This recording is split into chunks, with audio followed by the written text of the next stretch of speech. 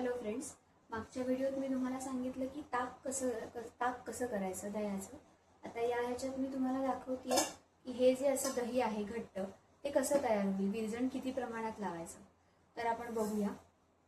मी हे दूध कोमट करून घेतलेलं आहे आणि हे म्हशीचं दूध मी घेतलेलं आहे.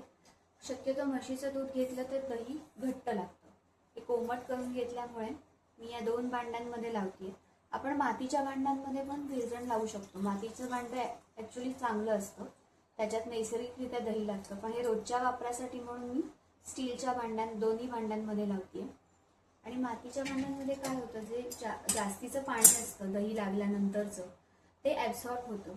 पण मी ह्या पद्धतीने दाखवते तसं तुम्ही केलं तर असंच सेम तुम्हाला घट्ट दही बघायला मिळेल. आता मी हे दोन्ही याच्यात कोमट दूध घेतलेलं आहे आणि आता मी एवढं दही घेते. एक अर्धा चमचा दही घेतलं आणि ते याच्यात घालणार आहे. पण ते याच्यात प्रॉपर असं मिक्स झालं पाहिजे. हे बघा, हे प्रॉपर मी ढवळते कोमट दुधात. ते मिक्स झाल्यावर प्रॉपर लागतं. सुमारे 6-7 तासानंतर आपण चेक करणार आहोत प्रॉपर दही लागलेलं असेल. आता ह्याच्यात मी विरजण घातलंय. विरजण काय तर आपल्याकडे ऑलरेडी जे दही असतं त्यातलाच थोडासा भाग अगदी लावायचा, तो प्रॉपर मिक्स झाला पाहिजे. आता मी याच्यातही घातलं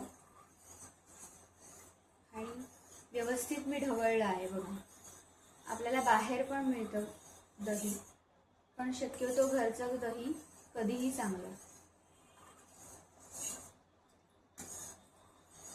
दोन्ही याच्यात मी थोडं दही घालून मिक्स केलंय. आपण या दह्याऐवजी ताकही घालू शकतो. जर अर्धा चमचा मी दही घातलं असेल तर त्याच्याऐवजी तुम्ही 1 चमचा ताक घाला. आणि आता उन्हाळ्याचे दिवस असल्यामुळे दही पटकन 6-7 तासामध्ये लागणार आहे. दह्याचा आता झालाय वापर करून.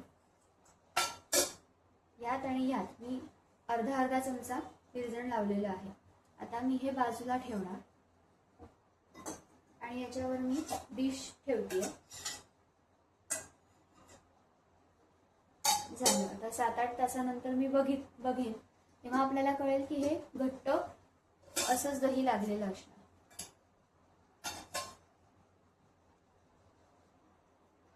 हे तुम्ही बघताय. आता मी हे स्टीलच्या दोन्ही भांड्यांमध्ये लावलेलं आहे दही. हे जर तुम्ही मातीच्या भांड्यात लावलं दही तर एक्स्ट्रा पाणी असतं ते ॲब्सॉर्ब करतं आणि ते शक्यतो चांगलं. पण हे रोजच्या वापरासाठी मी लावतीये म्हणून दोन्ही ह्याच्यात स्टीलच्या ह्याच्यात दही लावलेलं आहे. घरच्या दह्यामध्ये प्रिझर्वेटिव्स काहीही नसतात आणि आपण जर ब्रँडेड दही बघितलं तर त्याच्यात प्रिझर्वेटिव्स असतात. त्याच्यामुळे टेस्ट वेगळी असते, त्यांची कायम टेस्ट गोड असते. तर हे जर आपण घरी बघितलं दही तर हे 2-3 दिवसात आंबट होणार, कारण हे 100% नॅचरल आहे. हे बघा, आता हे दही 6-7 तासानंतर हे दही लागलेलं आहे. दोन्ही बघू शकता. थोडं यात पाणी येतं वरती, ते पाणी आपण काढून टाकायचं दही वापरताना. हे बघा, घट्ट दही लागलेलं आहे. रात्री मी दही लावलेलं ते मी सकाळी चेक करते तर हे असं घट्ट दही लागलेलं आहे. आणि अजून एक गोष्ट सांगायची म्हणजे, जर तुमच्याकडे आधी विरजण नसेल दही लावायला तर तुम्ही बाहेरून विकत दही आणू शकता आणि थोडंसं त्यातलं वापरू शकता, किंवा ताकही लावू शकतो. ताकाचं विरजणही घालू शकतो. उन्हाळा आहे त्याच्यामुळे 6-7 तासात हे असं दही लागलेलं तुम्हाला दिसेल. आता हे दही वापरायला रेडी आहे. हे जे पाणी सुटलेलं दिसतंय ना दह्यावर, याचा अर्थ की दुधात थोडंसं पाणी होतं, त्याच्यामुळे हे वरती पाणी दिसतंय. तुम्ही गोठ्यातलं जर दूध घेतलं तर साधारण एवढं तर पाणी सुटणारच. पण जर तुम्ही पाश्चराईज वगैरे दूध घेतलं असेल तर त्याच्यात जास्त पाणी सुटलेलं तुम्हाला दिसू शकतं. व्हिडिओ जर आवडला असेल तर लाईक, शेअर आणि कमेंट करा आणि माझ्या चॅनलला सबस्क्राईब करा. थँक्यू.